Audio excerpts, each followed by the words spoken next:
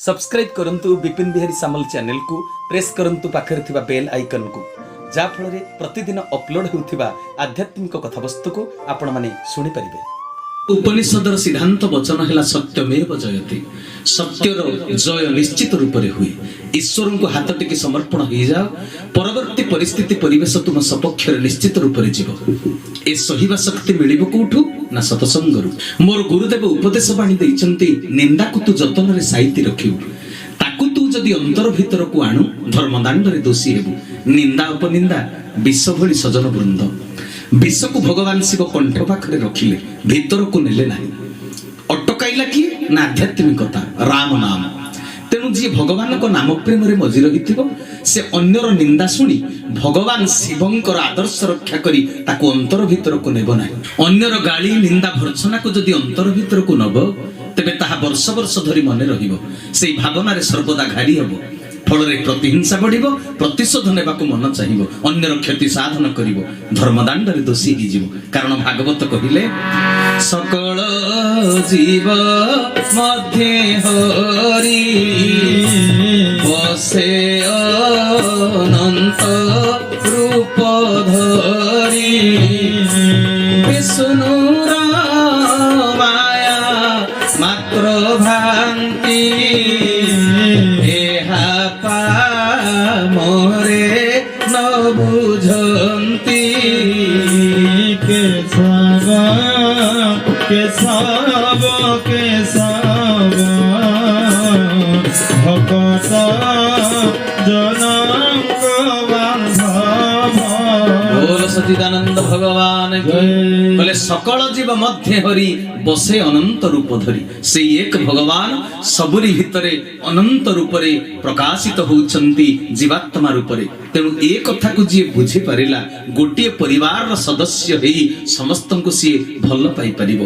परिवार समस्त जीव मध्यरे श्रीहरि अंश रूपरे विद्यमान। विष्णु माया रे पड़ी मनीष आत्म सम्मान खोजे।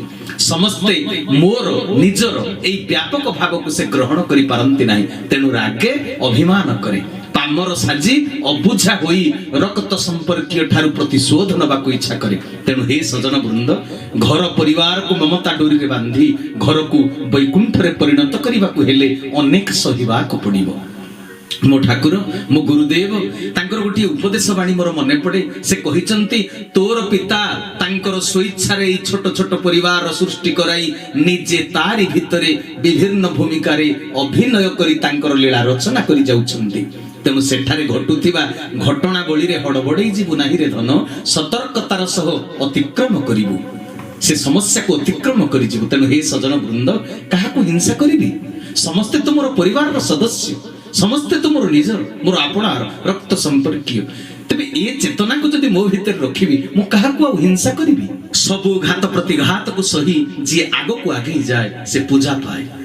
बेसी निंदा सही मन को उणा न करी जे परिवार रो मंगल करे से देवतार परिणत हो जाए। एका मार्बल पत्थर दुईटी स्थान रे भिन्न भिन्न कार्य रे लागंती।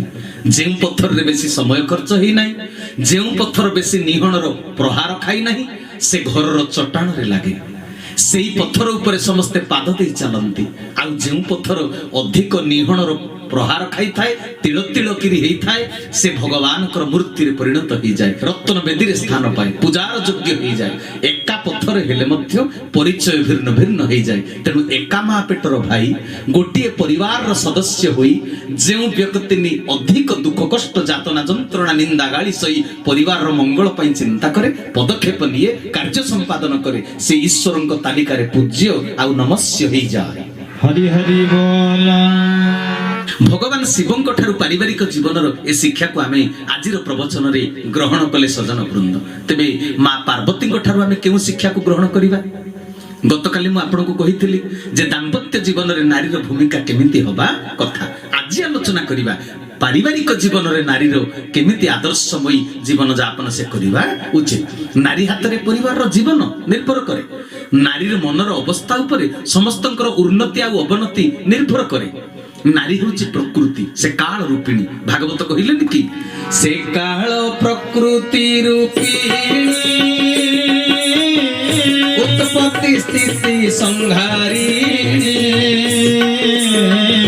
केशव केशव केशव भक्त जनक माधव बोल आद्य शक्ति स्वरूपिणी शक्तिमयी माँ दुर्गांकर जय प्रभुंकर सदी इच्छा पूर्ण हो बोल आनंद एक बार हरि बोल तेणु सजन वृंद से काल प्रकृति रूपिणी उत्पत्ति स्थिति संहारिणी अन्न तैयारी करे मन अन्न को प्रस्तुत करे किए ना नारी नारीर रोषेई समय मनोवृत्ति जहाँ खाद्य उपरे सेही परि त्रिगुणर प्रभाव पड़ी थाए सजन वृंद सत्वर जतम तीनोटी गुण खाद्य उपरे आरोप हो जाए नारीर मन को लेकिरी तेणु मु सब बेले कही थाए जे गृहिणी समस्ते ही पारंती गृहलक्ष्मी समस्ते होई पारंती नाही नारीर काम सरस हेले समस्तक मुहरे हरस फुटे हस फुटी थाए सजन वृंद दार्शनिक कवि कहउछंती मोर काम कु करा सरस मोर मुखे दियो चिर हरस आहे दयामय विष बिहारी दया मोर गुहारी बोल भक्त वत्सल भगवान की प्रभुंकर सदी इच्छा पूर्ण हो बोल आनंद एक बार कहले मोर काम को कराओ सरस मोर मुखे दियो चिर हरस नारी निजे होची हास्यमयी से हास्यमयी हेई पारिले अन्य को हसई पारिबो जने नारी मार मन नै जेते बेले समस्त को संतुष्ट करिवा पई दृढ़ चित्तरे मन ध्यान देई सरस काम करिवो से आत्म संतोष लाभ निजे करिवो आ अन्य मान को मध्य हर्षित करि पारिबो अन्य को हर्षित करि पारिले ता जीवन धन्य होई जाय मंदिरर देवता को पूजा कले गोटिए मंदिरर गोटिए देवता आमको थरे मात्र आशीर्वाद करि पारिबे हेले गृह मंदिर रे परिवार रे थिवा समस्त जीवंत देवता को जी सेवा दे संतुष्ट करि पारे अनेकंक भितरे थिवा आत्मा पुरुषंक ठारू अनेक आशीर्वाद से पाई पारे अन्य को सेवा देले मनीष निजे सेवा पाए अन्य को पूजा करले मनीष निजे पूजा पाए परिवार रो 5 मन 25 प्रकृतिर भिन्न भिन्न मनीष सब थांती समस्तंकर रुचि प्रकृति भिन्न भिन्न निजको खूब कठिन करी गढ़ी न पारिले सफलता केबे मिलिबो नाही परीक्षा केबे पास करि परिबो नाही नारी मां पार्वती होचंती नारी जातिर प्रतिनिधि हिमालयंक कन्या हिमालय होचंती एक पर्वत एक कथार प्रतीकात्मक भावटी होची पुरुषर हृदय होची कठिन सेई पर्वत भली से कठिन हृदय रे पुनी भल पाइबार सरल गुण थाए सजन वृंद जेमिति कठिन पहाड़रू झरणार सृष्टि ही थाए पहाड़ कठिन हेले मध्य झरणा सरल आ सरल मां बापार आदर्श झियो पाखे थाए तेणु पर्वत कन्या मां पार्वती हृदय दुख सहिबारे अति कठिन पुणी संसार पालन पाई से अति सरल कृपामयी करुणामयी वात्सल्यमयी अति सरल अति तरल गोटी परिवार पाई एमिति नारीटी निहाती दरकार स्वामी घरे रहंती नाही श्मशान रे भ्रमण करंती घर कथा न बुझी बेसी जगतर कल्याण पाई समय दियंती विभूति भूषण महादेव होचंती परम वैरागी केते बेले स्त्री को अति मात्रा रे भल पाई साथी रे धरी वन विहार करंती आउ केते बेले स्त्री पुत्र स्नेह को अणदेखा करी श्मशान रे भ्रमण करुथांती सजन वृंद जेउ पुरुष जगत कल्याण पाई मनोनिवेश करी थाए से पुरुषर पत्नी केउ भली होबा दरकार स्वामी बेसी समय देउचंती समाज कल्याण पाई जगत रूपा प्रतापर विनाश पाई संहार कर्तार परिचय वहन करिसंती स्वामी स्त्री स्वामी को अनुपस्थिति रे घर परिवार समस्त दायित्व केमिति संपादन करिवा कथा मां पार्वती ठारू एही शिक्षा मिले स्वामी घरे नाहंती बोली जदि परिवार रो परिचालना बाधा प्राप्त होई गला तेबे नारी आ शक्तिमयी दुर्गार परिचय बा मर्यादा पाई परिबो नाही जे स्वामी परिवार कथा मोटे बुझु नाही अलसुआ फुलाफांकिया होई समय नष्ट करूची से कृतघ्न महापापी नरकगामी किंतु जे स्वामी समाज कल्याण पई दिन दिन बाहर रहउचंती घर को आसी पारु नाहंती हेले दूर रे थाई मध्य घर परिवार प्रति ताकर नजर अछि अर्धांग ईश्वर अर्धांग पार्वती मर्मरे स्त्री को निज शरीर रो अविच्छेद्य अंग बोली भाबंती से स्वामी रो स्त्री आदर्शमय जीवन यापन रो संकल्प करिवा उचित स्वामी को उपस्थिति रे घरर समस्त दायित्व बिना दिउधारे बहन करिवा उचित सेथिपई अवश्य अनेक कष्ट स्वीकार करिबाकू पड़िबो नारी होची धरित्री माटी मां परि तांको सर्वस्व साजिबाकू पड़िबो पत्थर ପଥର ଛାତିରୁ କଲ୍ୟାଣର ତରଳ ଝରଣା ନିର୍ଗତ କରିବାକୁ ପଡ଼ିବ। ଦୁଃଖ ଯନ୍ତ୍ରଣା ସହିବାରେ ସମସ୍ୟା ଉପୁଜିବା କ୍ଷେତ୍ରରେ ଛାତିକୁ କଠିନ କରିବାକୁ ପଡ଼ିବ, ଟାଣ କରିବାକୁ ପଡ଼ିବ। ପୁଣି ଦୁଃଖ ସହି ଅନ୍ୟମାନଙ୍କ ପାଇଁ ଦୟା କରୁଣା ସହିଷ୍ଣୁତା କ୍ଷମା ଗୁଣରେ ମନ୍ଦାକିନୀ ପରି ସ୍ୱଚ୍ଛ ପବିତ୍ର ତରଳ ହେବାକୁ ପଡ଼ିବ। ଟାଣ ପଦାର୍ଥ କଠିନ ପଦାର୍ଥ କେତେବେଳେ କାମରେ ଲାଗେ ଜାଣନ୍ତି ମା ମାନେ? ଲୁହା ଅତି କଠିନ, ମୁଣ୍ଡା ଲୁହା କଣ କାମରେ ଲାଗେ? ସମାଜର ମଙ୍ଗଳ ସାଧନ କରିପାରେ? ଲୁହା ଯେତେବେଳେ ଅଗ୍ନିର ଦାଉ ସହିକିରି ତରଳି ଯାଏ, କୋଡ଼ି କୋଦାଳ ଶାବଳ କଂସା ବାସନ ଶିକୁଳି କବଜା ରଡ ଟାଙ୍ଗିଆ କଟୁରୀର ରୂପ ଧାରଣ କରେ, ସେତେବେଳେ ସେ କାମରେ ଲାଗେ। ମୁଣ୍ଡା ଲୁହା କେବେ କାମରେ ଲାଗେ ନା, ଲୁହା ପଥର କେବେ କାମରେ ଲାଗେ ନା। ଜନ ସମାଜର ଉପକାର କରେ କିଏ? ଟାଙ୍ଗିଆ କଟୁରୀ କୋଦାଳ। ତେଣୁ ନାରୀଟିଏ ଦୁଃଖ ଯନ୍ତ୍ରଣା ସହି ସଂସାରର ଦାବାନଳରେ ଦଗ୍ଧୀଭୂତ ହୋଇ ଦାଉ ଦାଉ ଜଳି ନିନ୍ଦା ଅପନିନ୍ଦାର ଅଶାନ୍ତି ନିଆଁରେ ଉତ୍ତପ୍ତ ହେଇ ତରଳି ଯାଏ। ଘର ପରିବାର ଆତ୍ମୀୟ ସ୍ୱଜନଙ୍କ ପାଇଁ ହାସ୍ୟମୟୀ ଲାସ୍ୟମୟୀ ଜନନୀ ପାଲଟି ଯାଏ। ନାରୀ ହୋଇଯାଏ ନାରାୟଣୀ। ଟାଣ ଚାଉଳ ଡାଲିର ଦାନା ମଣିଷର ଭୋଜନ ହେଇପାରେ ନାହିଁ। ସଜନ ବୃନ୍ଦ, ଗରମ ପାଣିରେ ସିଝି ସିଝି କଅଁଳିଆ ହେଲା ପରେ ତରଳ ହେଲା ପରେ ସେ ଭୋଜନୀୟ ରୂପ ଧାରଣ କରେ, ଅନ୍ୟର କ୍ଷୁଧା ନିବାରଣ କରିପାରେ, ଜୀବନ ରକ୍ଷା କରିପାରେ। ନାରୀର ମୂଳ ନାମ ହେଉଛି ମା। ମା ସର୍ବଦା ଅନ୍ୟର ଜୀବନ ରକ୍ଷା କରିବା ପାଇଁ କର୍ମତତ୍ପର ହେବା ଦରକାର। ଘରକୁ ଭାଙ୍ଗି ଖଣ୍ଡ ଖଣ୍ଡ କରି କାହାକୁ ସେ ମରଣ ଯନ୍ତ୍ରଣା ଦେବା ଆଦର୍ଶର ବିପରୀତ ଧର୍ମୀ କାର୍ଯ୍ୟ ହେଇଯାଏ। ଯିଏ ସହିପାରେ ସେ ଶକ୍ତିମୟୀ, ଯିଏ ସହି ନ ପାରି କହି ପକାଏ କାନ୍ଦି ପକାଏ ସେ ଦୁର୍ବଳ ମନା ଶକ୍ତିହୀନ। ସହିଲା ବାଲା ନୀରବ ରହେ, ସହି ନ ପାରିବା ଲୋକ ଚିତ୍କାର କରେ। ନାରୀ ଶବ୍ଦର ଅର୍ଥ ହେଉଛି ନ ଅରି। ତେଣୁ କବି ଦାର୍ଶନିକ ପଦେ କହିଥିଲେ, ଓଇରି ଯାହାର ନଥାଏ ତାକୁ ବୋଲଇ ନାରୀ, ଯାର ଦିବ୍ୟ ଗୁଣ ସୁଗନ୍ଧେ ଯାଏ ଜଗତ ଭରି।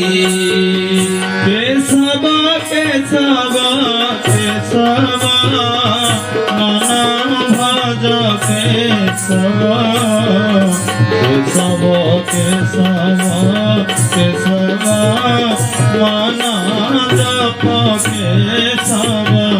बोल सच्चिदानंद भगवान की।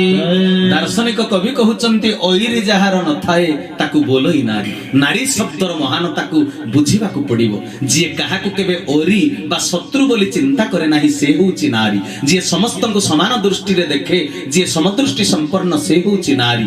नीर भଳି जे तरल ओ सरल स्पर्श देई पारे से होउची नारी। निजे न खाई अन्य को खाइबाकू देबारे नारी सुख अनुभव करे। एई आदर्श एबे कलिजुग प्रभाव रे अवश्य व्यतिक्रम हो जाइछि। समस्ते खाई सारिबा परे मा खाए। तरकारी न बळिले लूण लंका चकटी भात से खाई थाए। भात नथिले तोराणी पी देई बंचे। से लक्ष्मी परिवार रो पड़ी प्रदायिनी। अन्य मानकु दबा वाला से नेला वाला नुहे, खाइला वाला नुहे, से त्याग कला वाला भोग करिला वाला नुहे। परिवार रे की भोकिला रहिले तार मर्यादा क्षीर्ण होई गला भली ताकु लागु थाए। माता पार्वती समस्तंक कथा बुझंती। सजन वृंद तांको परिवार रे सिंह, वृषभ, सर्प, मयूर, मूषा ए आदि पशु पक्षी समस्ते अछंती।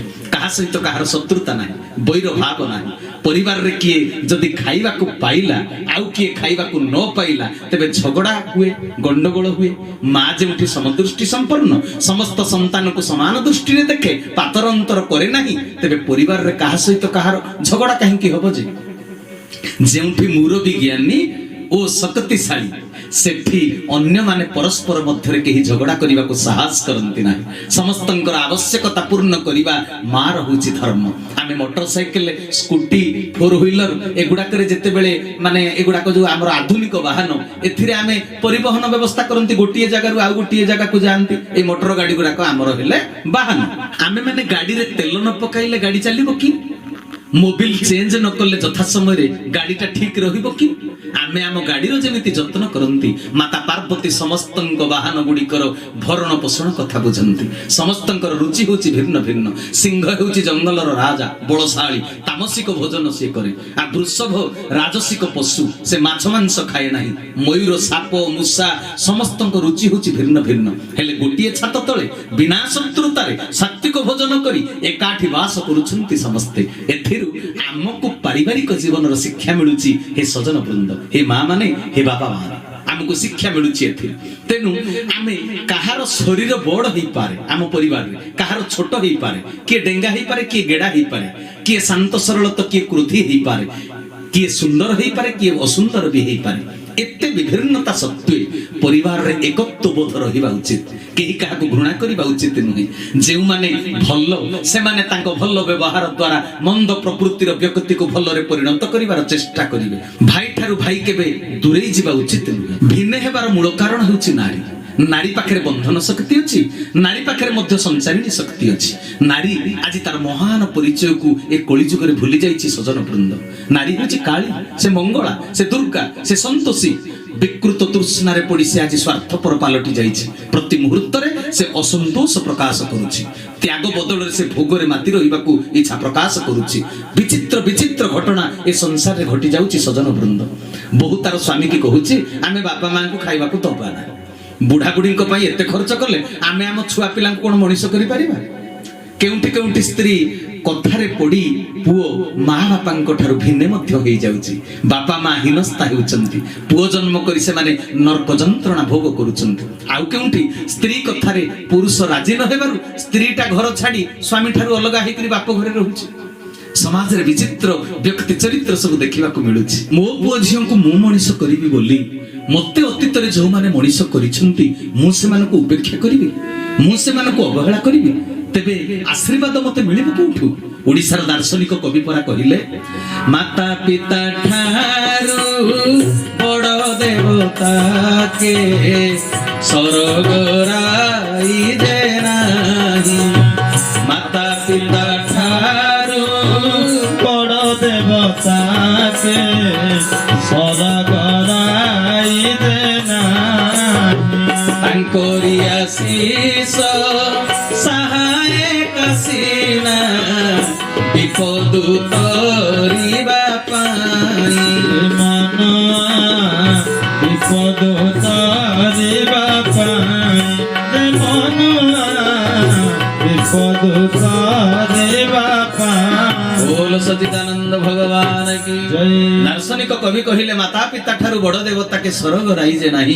तांकरी आशीष सहायक आसीना विपद तरिबा पाई बापा मां को सेवा जत्न करी संतुष्ट कले जीवन रे समस्या केबे आसीबो नाही समस्या आसिले भी अति सहज रे ताको हमें पारी ही जाई परिबा मां पेटर भाई सहित भाई आज शत्रुता करूछि केवल आत्म स्वार्थ पाई बड़ जा गर्व करूछि मो बाप घर लोक खूब धनी मो भाई बड़ चाकरी करिछि सान जार बाप घर गरीब लोक सजन वृंद धनी गरीब समस्ते शोष हेले पानी पियंती भोग हेले खाद्य खाती देह खराब हेले डाक्तरखाना जाई औषध खाती समस्त सालाइन लगे मनीष मरीगले श्मशानी की जानती मनीष मरीगले मशाणी की जानती श्मशान को जानती ये कथाटा तो समस्त सृष्टिर विधान तो समस्त समान तेज एत गर्व कहीं अजथा अहंकार कहीं राति विश्राम नेबाई घर खंडे दरकार जदि भल निद होउची तेबे एक महला एवं पांच महला भितर कि पार्थक्य अछि कहतु ना सजन वृंद जदि पांच महलार निद हेउ नाही तेबे से घर तैयारी करी लाभ कोन हेछि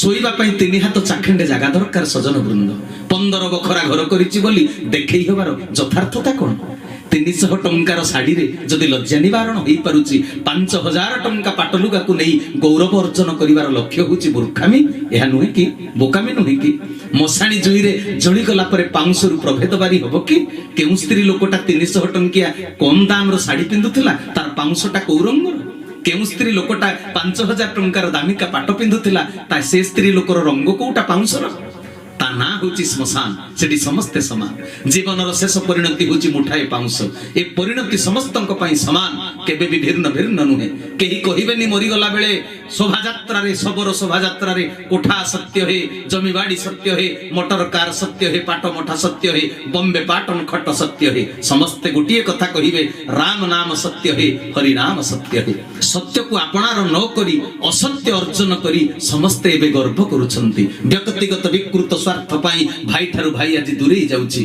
भाई को न्यून बोली भाबुची जे धन रोजगार करूची अधिक रोड सीमेंट रो कोठा घर को नहीं जमीबाड़ी को नहीं जड़ वस्तु को नहीं मनीष आज जियंता मनीष को हयज्ञान करूची हीनमन्य करूची भाईटा होची जियंता मनीष कोठा घरटा होची निर्जीव वस्तु प्रेम रे पड़ी जियंता मनीष को आज मनीष अवहेला करूची अणदेखा करूची हे अज्ञान करूची ସଜନ ବୃନ୍ଦ, ନାରୀ ଚାହିଁଲେ ପରିବାରକୁ ସଜାଡ଼ି ପାରିବ, ନାରୀ ଚାହିଁଲେ ପରିବାରକୁ ବିଗାଡ଼ି ଦେଇପାରିବ। ଥରେ ବିଚାର କରିବା କଥା, କେଉଁ କାମ କଲେ ମୁଁ ପାପ ଅର୍ଜନ ନ କରି ପୁଣ୍ୟ ଅର୍ଜନ କରିବି? ପରିବାରକୁ ସଜାଡ଼ି ଦେଲେ ମୁଁ ଭଗବାନଙ୍କର ଆଶୀର୍ବାଦ ପାଇବି, ନା ବିଗାଡ଼ି ଦେଲେ ମୋତେ ଆଶୀର୍ବାଦ ଅଧିକ ମିଳିବ?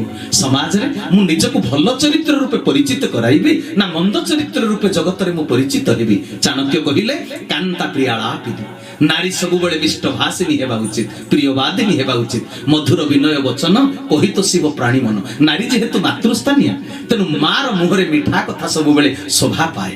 ସାରା ଜଗତ ହେଉଛି ନାରୀର ସନ୍ତାନ, ପ୍ରକୃତିରୁ ଏ ସୃଷ୍ଟି ଉତ୍ପନ୍ନ ହେଇଛି, ତେଣୁ ସାରା ସଂସାରର ପାଳନ କର୍ତ୍ରୀ ସେ ହେଉଛି ନାରୀ। ତା ମୁହଁରେ ନିଷ୍ଠୁର କଥା, କଠୋର କଥା କେବେ ଶୋଭା ପାଏ ନାହିଁ। ନାରୀ ତାର ଜନ୍ମ କରିଥିବା ସନ୍ତାନ ଏବଂ ପରିବାରର ଅନ୍ୟାନ୍ୟ ଅବୋଧ ବାଳକ ବାଳିକାକୁ ସତ ପଥରେ ପରିଚାଳିତ କରିବା ପାଇଁ ଅନ୍ତରରେ ସ୍ନେହ ରଖି ମୁହଁରେ କେବଳ ସଜାଡ଼ିବା ପାଇଁ କଡ଼ା କଥା କହିଲେ ଚଳିବ। ନହେଲେ ନାରୀ ସବୁବେଳେ ସଂସାର ରକ୍ଷା ପାଇଁ, ଅନ୍ୟ ସହିତ ସମ୍ପର୍କ ରକ୍ଷା କ୍ଷେତ୍ରରେ ମିଠା କଥା, ମଧୁର ବଚନ କହିବା ଉଚିତ। ପରିବାରର ସମବୟସ୍କ ଓ ଗୁରୁଜନଙ୍କୁ କୌଣସି ପ୍ରକାର ବିଚାର ବିମର୍ଶରେ ନିଷ୍ଠୁର କଥା, ଅପ୍ରିୟ କଥା ସମ୍ପୂର୍ଣ୍ଣ କହିବା ଅପରାଧ। ସ୍ୱାର୍ଥପର ସାଜି ବ୍ୟକ୍ତିଗତ ଉନ୍ନତି ଉଦ୍ଦେଶ୍ୟ ରଖି ଯଦି କଠୋର କଥା କହ, ତେବେ ମାତୃତ୍ୱର ମର୍ଯ୍ୟାଦା ନଷ୍ଟ ହେଇଯିବ। ପରିବାରରେ ବଡ଼ ଯା ସାନ ଯା ମାନେ ଦୁଇ ଭଉଣୀ ଭଳି ଚଳିବା କଥା। ଅନେକ ପରିବାରରେ ବି ଦୁଇ ଭଉଣୀ ଭଳି ଚଳୁଛନ୍ତି।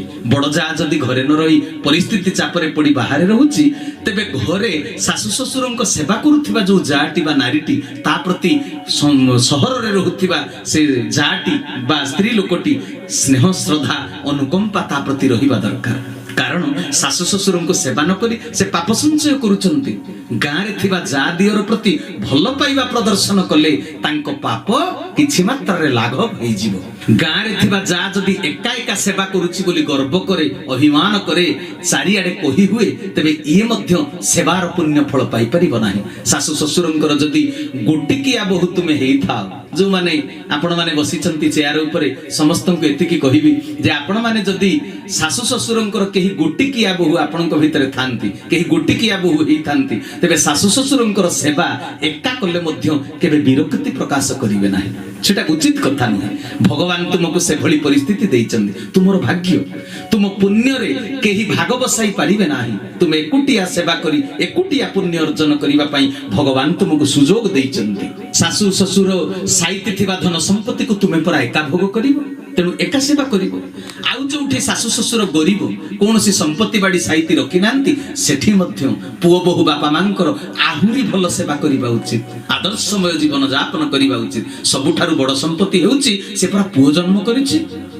ମଣିଷ ନିଜ କର୍ମ ଦୋଷରୁ ଦରିଦ୍ର ଘରେ ଜନ୍ମ ହେଇଛି। ଚାଣକ୍ୟ କହିଲେ, କର୍ମ ଦୋଷେଣ ଦରିଦ୍ରତା। ତୁମ କର୍ମ ଫଳକୁ ତୁମେ ଭୋଗ କରିବ ବୋଲି ଭଗବାନ ତୁମକୁ ଗରିବ ଘରେ ଜନ୍ମ ଦେଇଛନ୍ତି। ନିଜର କର୍ମ ଦୋଷ ପାଇଁ, ମୋ ପାଇଁ କାହିଁକି ସମ୍ପତ୍ତି ସଞ୍ଚୟ କରି ରଖି ନାହ ବୋଲି ମା ବାପାକୁ କେବେ କଡ଼ା କଥା କହି ଗାଳି ଦେବା ଉଚିତ ନୁହେଁ, ତାଙ୍କ ଅନ୍ତରରେ ଆଘାତ ଦେବା ଉଚିତ ନୁହେଁ।